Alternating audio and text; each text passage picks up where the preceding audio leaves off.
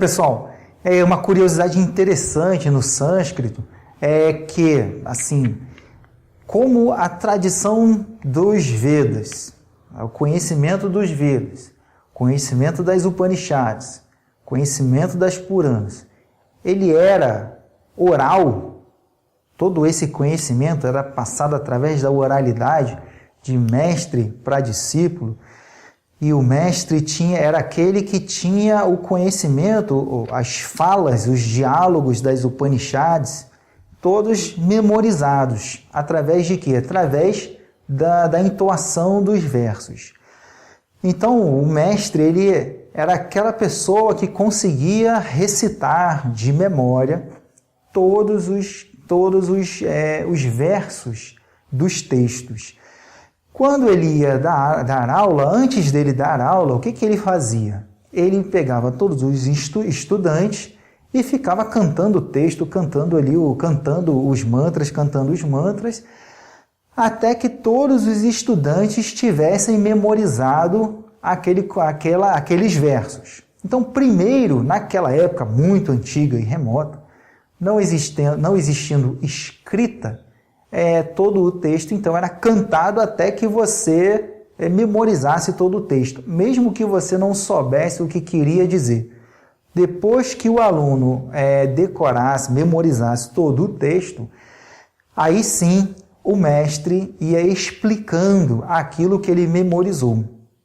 Depois de muito tempo, houve necessidade de se escrever.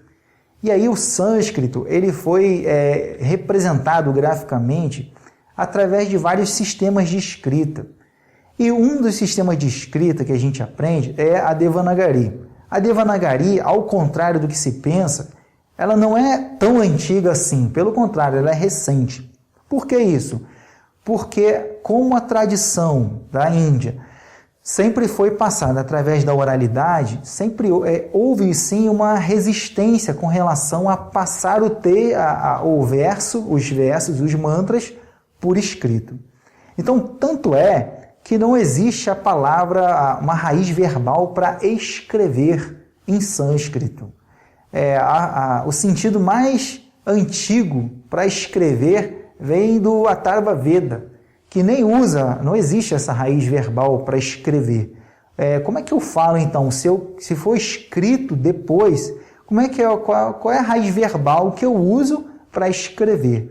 Então a raiz, se você quer colocar uma frase em sânscrito, por exemplo, Aham Patram Likhami, eu escrevo uma carta, vou até escrever aqui a frase, por exemplo, eu escrevo uma carta ou uma mensagem. A palavra que eu uso para escrever é likhami, que está no presente do indicativo. Então, o presente do indicativo é aquela ação que é executada no momento em que se narra. Então, no momento em que se fala, no momento em que se descreve. E essa palavra likhami, eu escrevo, ela vem dessa raiz aqui. Lik. Lik não quer dizer escrever. Lik quer dizer arranhar. Qual era a ideia? A ideia era a seguinte, onde eles escreviam isso? Eles pegavam folhas de bananeira e pegavam como se fosse um estilete e arranhavam as folhas de bananeira, escrevendo, arranhando o alfabeto Devanagari. E assim os textos, então, os versos passaram a ser textos, passaram a ser ali conhecimentos escritos. Mas isso foi muito depois. Como eu falei, Devanagari não é tão antiga assim. Não entra nas viagens assim. Isso, aquilo, não. Tem que ler lá o que o historiador, o que a pesquisa fala, o que é o conhecimento sistematizado. Não aquela coisa de senso comum. Tem que tomar cuidado com isso.